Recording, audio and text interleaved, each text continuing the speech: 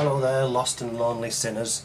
As you know, we're waiting for, or I'm waiting for Joe Cienkowski's book to arrive, which he promises contains evidence to prove that Darwinian evolution by natural selection is a false science. And it hasn't arrived yet, so I'm just thought that I might bring you up to speed with what's going to happen when it does arrive. We can take it from things that he has said and continues to say in his Twitter feed, that it's going to have lots of things in there about, well, the usual straw man arguments that creationists use that have been debunked a million times before. Bearing false witness, in fact, which is interesting. So basically what I'm just trying to say to you is that I understand people are saying that you're just feeding the troll by buying his book because that's just what he wants you to do, right? But what I want to do is, once the reviews of each chapter or each section of the book are out, what I want everybody to do is, if you're interested in following the video series, I want you to donate to UNICEF, which is a UN-sponsored charity that helps children around the world with education and different kinds of relief efforts. Very worthwhile cause, entirely secular, nothing to worry about in terms of any particular religion being involved or anything like that, for those of you who care about that kind of thing, as I do.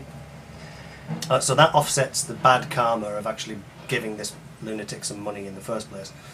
What I also want you to do is, once Joe's had a chance to respond to some of the things that are going to be said in the videos in response to his book,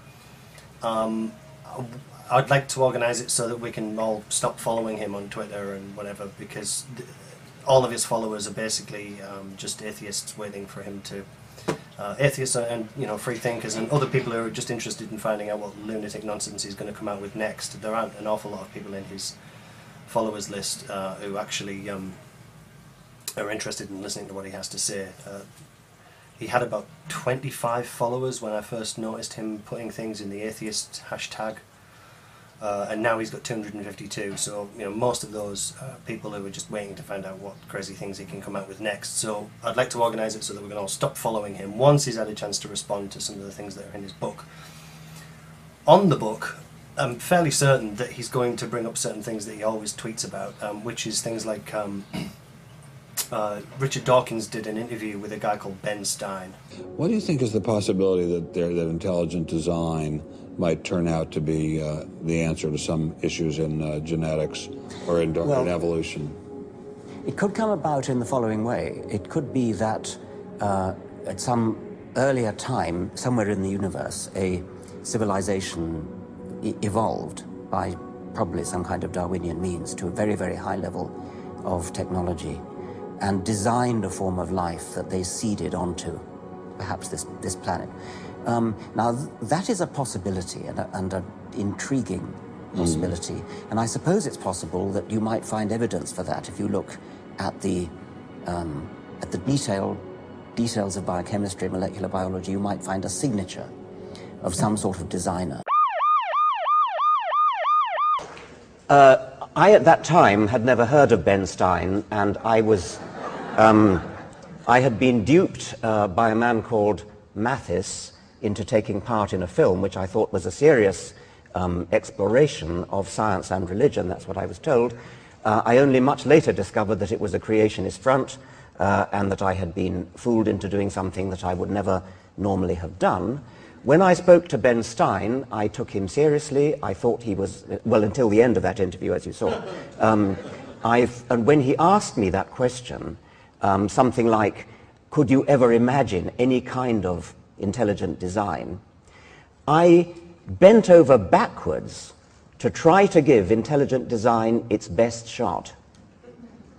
Its best shot for me was something like design by an alien intelligence, something like what Francis Crick and Leslie Orgel had proposed as directed panspermia. I don't believe in that. I didn't believe in that. I never said I did believe in that. But I was trying to bend over backwards to give intelligent design its best shot. The other thing that Joe always mentions is the gaps in the fossil record, obviously, because he doesn't realise that Darwinian evolution by natural selection can be proven with genetics independent of the fossil record.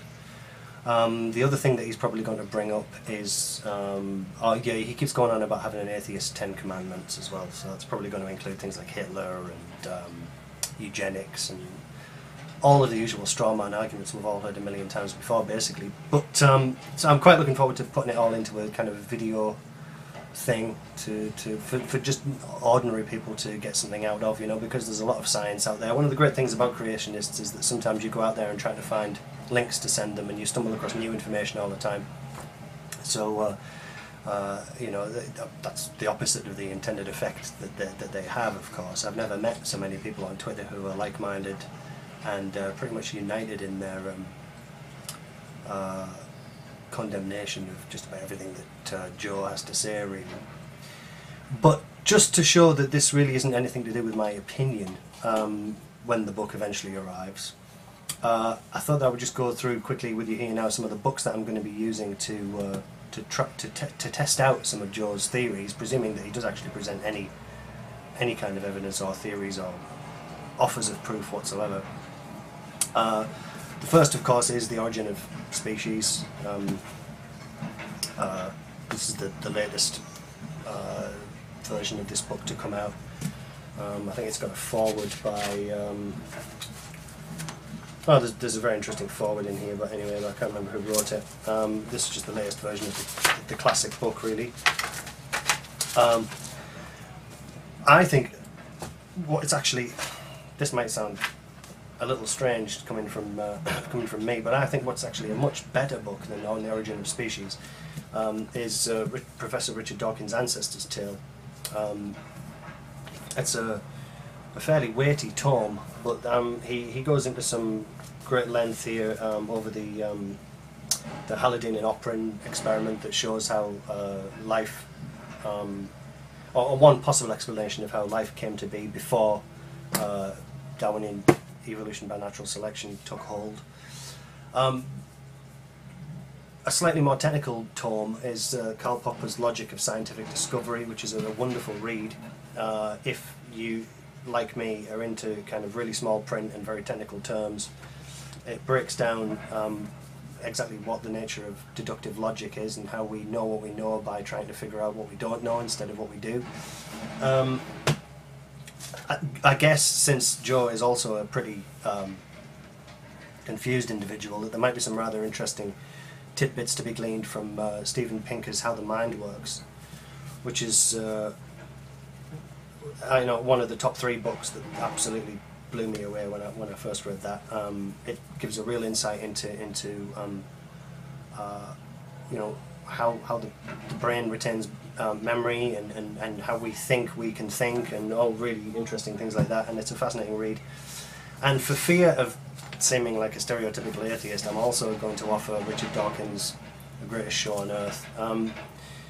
The biggest criticism that I find of Dawkins is that because he's so vocal about his atheism, it often makes his work as a biologist a little bit inaccessible, or in terms of being able to offer it as evidence to people who don't understand evolution.